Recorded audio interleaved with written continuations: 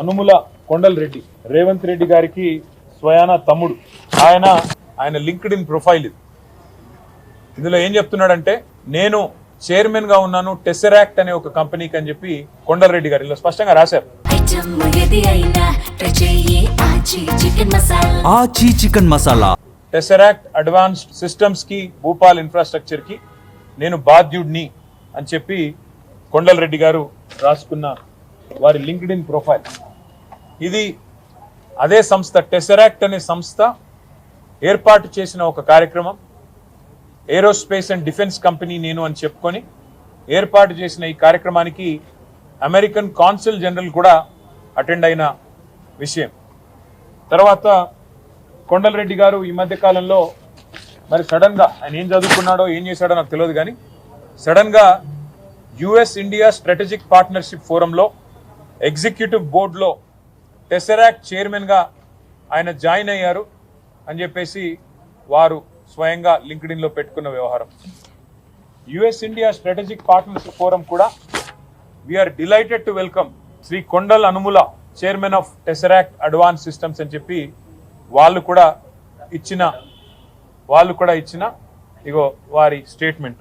ఇవన్నిటితో పాటు మరి ఎవరి టెసరాక్ట్ ఏంది కథ అని చెప్పి మేము కూడా ఆశ్చర్యపోయి సడన్ గా చదువు రాని రేవంత్ రెడ్డి బ్రదర్స్ అందరూ చదువు రాదు, పొట్టగొస్తే అక్షరం ముక్క లేదు, వీళ్ళందరూ సడన్ గా కోట్లు బూట్లు వేసుకొని మరి ఇంత పెద్ద పెద్ద కంపెనీలకు చైర్మన్లు ఎట్లా అయిపోతున్నారు, ఎవరి కంపెనీ ఏంది కంపెనీ అని తవ్వితే ఈ కంపెనీ పేరు టెసరాక్ట్ అడ్వాన్స్ సిస్టమ్స్ ప్రైవేట్ లిమిటెడ్ అట. ఈ కంపెనీ ఫోన్ నెంబర్ ఇది, వాళ్ళ వెబ్సైట్ ఇది. కంపెనీ ఎంత గొప్ప కంపెనీ అయ్యా అంటే కంపెనీ ఫోన్ నెంబర్ ఏందని చూసినాం, 1234567889. ఇది వాళ్ళ వెబ్సైట్. మరి ఇట్లాంటి నెంబర్లు ఉండొచ్చని మాకు తెలియదు. కొత్త సాంకేతిక పరిజ్ఞానం రేవంత్ రెడ్డి ఏమైనా కనుక్కున్నాడో అది కూడా తెలియదు.